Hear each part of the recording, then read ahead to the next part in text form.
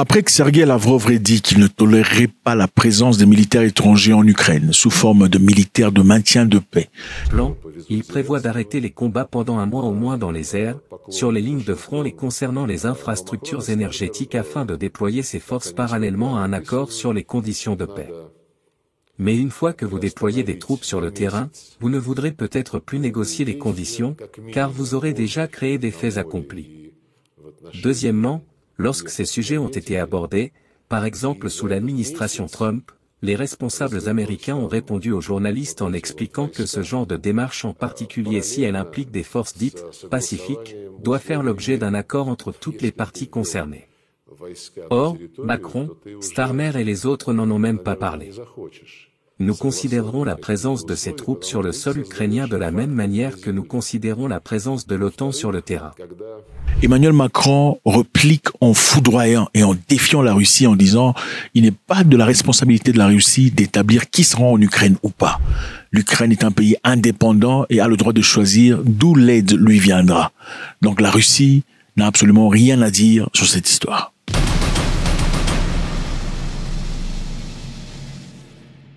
Emmanuel Macron, dans une guerre ouverte contre la Russie, fait un discours foudroyant.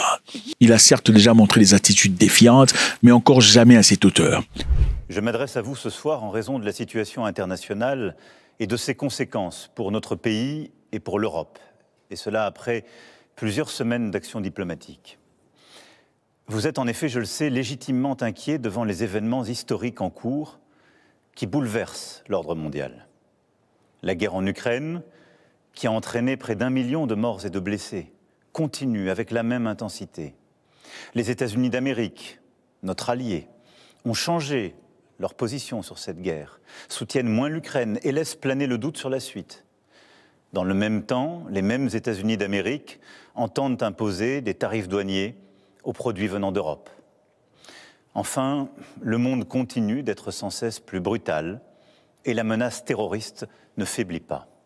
Au total, notre prospérité et notre sécurité sont devenues plus incertaines et il faut bien le dire, nous rentrons dans une nouvelle ère. La guerre en Ukraine dure maintenant depuis plus de 3 ans. Nous avons, dès le premier jour, décidé de soutenir l'Ukraine et de sanctionner la Russie.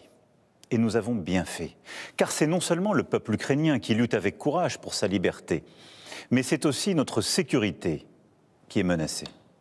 En effet, si un pays peut envahir impunément son voisin en Europe, alors personne ne peut plus être sûr de rien. Et c'est la loi du plus fort qui s'applique. Et la paix ne peut plus être garantie sur notre continent même. L'histoire nous l'a enseigné. Au-delà de l'Ukraine, la menace russe est là et touche les pays d'Europe. Nous touche. Macron dit que la Russie est devenue une menace pour la France et pour l'Europe. Donc la Russie est un danger pour la France et pour l'Europe.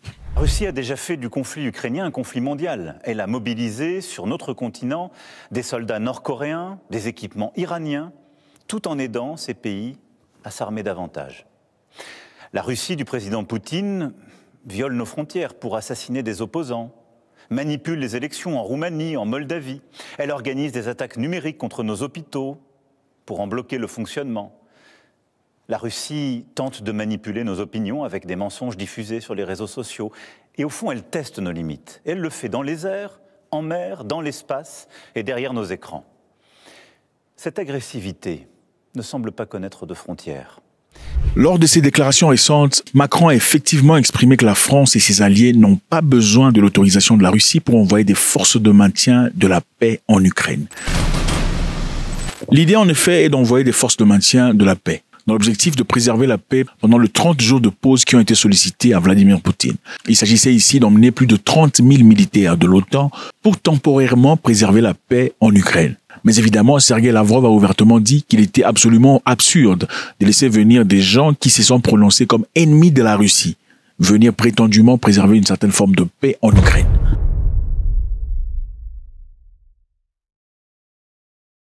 En déclarant que la France et ses alliés n'ont pas besoin de l'autorisation de la Russie, Macron semble mettre en avant l'idée que l'Ukraine, en étant un État souverain, a le droit de demander ou d'accepter de l'aide internationale pour la protection de son territoire, indépendamment de l'opposition de la Russie.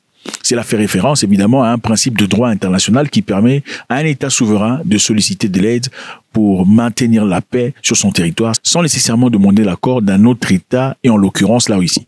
Évidemment, c'est une évidence. Un État peut demander de l'aide d'un autre État sans essentiellement passer par un tiers État. Aujourd'hui, on ne peut plus croire la Russie sur parole. L'Ukraine a droit à la paix et la sécurité pour elle-même. Et c'est notre intérêt, et c'est l'intérêt de la sécurité du continent européen. C'est en ce sens que nous travaillons avec nos amis britanniques, allemands et plusieurs autres pays européens. Donc l'Ukraine peut demander de l'aide, pour que l'on maintienne la paix, ou pour qu'on préserve quelque chose dans le territoire, dans ce contexte. Mais tout cela a des implications. Malheureusement, dans des situations comme celle-ci, il y a toujours un contexte. Le contexte, c'est lequel? Le Conseil de sécurité joue un rôle très important si un pays veut demander de l'aide venant d'un autre pays pour préserver la paix. Quel est ce contexte? Toutefois, pour que ces forces soient officiellement déployées sous un mandat international, elles devraient passer par une résolution du Conseil de sécurité de l'ONU. Mais malheureusement pour eux, dans cette situation, la Russie sera très impliquée. Pourquoi? La Russie a un droit de veto. Cela complique la situation, car la Russie pourrait bloquer toute action de maintien de paix par le biais de l'ONU. Donc, si on va à travers l'ONU pour aller discuter une certaine forme d'envoi des militaires de maintien de la paix en Ukraine, la Russie va s'y opposer puisque la Russie a son droit de veto. Et ça ne marchera pas. Et voilà clairement l'une des raisons pour laquelle Macron dit qu'ils n'ont pas besoin de l'autorisation de la Russie, ni l'autorisation du Conseil de sécurité, parce que manifestement, à travers celui-ci, la Russie s'y opposera et personne ne va y aller.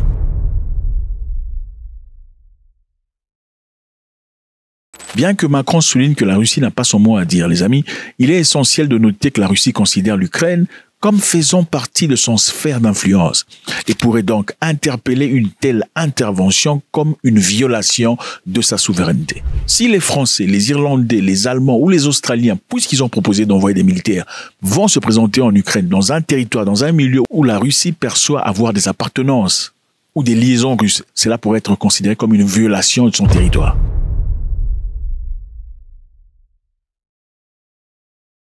La déclaration de Macron met en avant le principe de la souveraineté de l'Ukraine et son droit de se défendre. Mais en pratique, toute intervention de maintien de paix en Ukraine, surtout si elle nécessite un mandat international, serait fortement influencée par la politique de la Russie et son pouvoir de veto au Conseil de sécurité. Macron a souligné ici l'importance d'une indépendance européenne.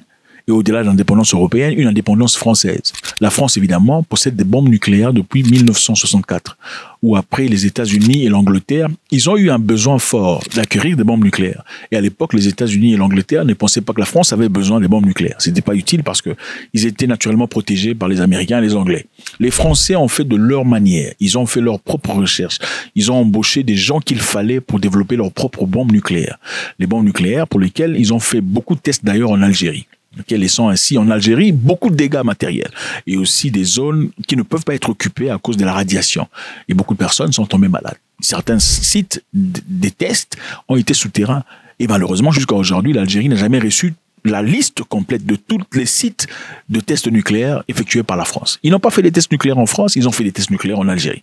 Donc la France a quand même une capacité de déterrence avec ses bombes nucléaires. Macron souligne l'importance de l'indépendance économique, militaire et technologique de l'Europe. C'est-à-dire l'Europe ne peut plus compter sur les États-Unis comme dans le passé. Ou contrairement à ce qu'il pensait, ce n'est pas une amitié infinie. Il faudrait dans ce cas que l'Europe se lègue, se mette ensemble pour pouvoir défendre les intérêts des Européens. Emmanuel Macron souligne que la Russie est devenue une menace pour la France et pour l'Europe.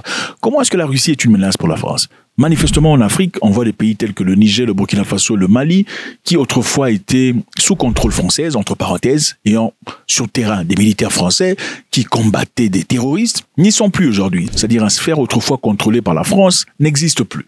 C'est aujourd'hui sous l'influence, en tout cas sur la participation forte de Russes, sur le plan économique et militaire. C'est une perte pour la France. La France, rappelez-vous, comme le disait Chirac, gagne beaucoup de son argent venant de l'Afrique. Et avec ça, c'est l'influence afro-française, afro-francophone qui est très importante. Donc aujourd'hui, la Russie est en train de bousculer à pas sûr, mais à pas pesant. Macron a souligné son discours en 3 points. Le point numéro 1, la Russie est devenue une menace pour l'Europe et pour la France. Le point numéro 2, il dit nous aurons à faire de nouveaux choix budgétaires sans élever les impôts. Numéro 3, il dit le moment exige des décisions sans précédent. Je vous rappelle ici qu'en mars 2024, Piotr Tolstoï, vice-président de la Douma russe, a menacé la France concernant l'envoi éventuel de soldats en Ukraine. Il a averti que cela pourrait entraîner des pertes de troupes françaises, suggérant que des cercueils de soldats français pourront revenir à l'aéroport de Orly. On s'en fout de son opinion. Vous vous foutez de ce que dit Emmanuel Macron. Exactement. Et quand il vous dit qu'il est prêt, éventuellement, à ne pas se fixer de limites. On s'en fout de ses limites. On s'en fout de Macron, de ce qu'il dit Macron. On s'en fout de limites de Macron. Et on va tuer... La France reste une puissance nucléaire. Vous l'avez en tête. Tout à fait, avec 200 missiles. Et donc, on va tuer tous les soldats français qui vont venir au sol ukrainien. Tous. Parce qu'aujourd'hui, il y en a, durant le conflit en Ukraine, 13 000 mercenaires, dont 367 Français, et dont 147 ont déjà tué. Donc il y en a 147 citoyens de la France qui ont été tués en Ukraine. Et on va tuer tout le monde.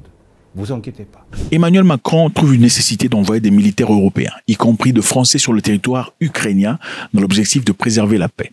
Pas en collaboration avec Donald Trump, mais puisque lui le désire et pense que la Russie n'a pas le droit d'établir les règles en Ukraine. L'Ukraine est un pays indépendant, donc la France peut envoyer des militaires dans le cadre de maintien de la paix dans une guerre qui ne concerne pas directement la France, mais plutôt entre l'Ukraine et la Russie, sans qu'il n'ait à avoir peur. Que pensez-vous serait la réaction des Russes si des militaires français, irlandais, australiens, allemands se présentaient en Ukraine dans le cadre de maintien de la paix, bien qu'on l'ait déjà averti ouvertement que leur présence sera considérée comme des cibles légitimes? Faites-moi savoir ce que vous en pensez, c'est toujours avec beaucoup de plaisir. On veut vous lire. God bless.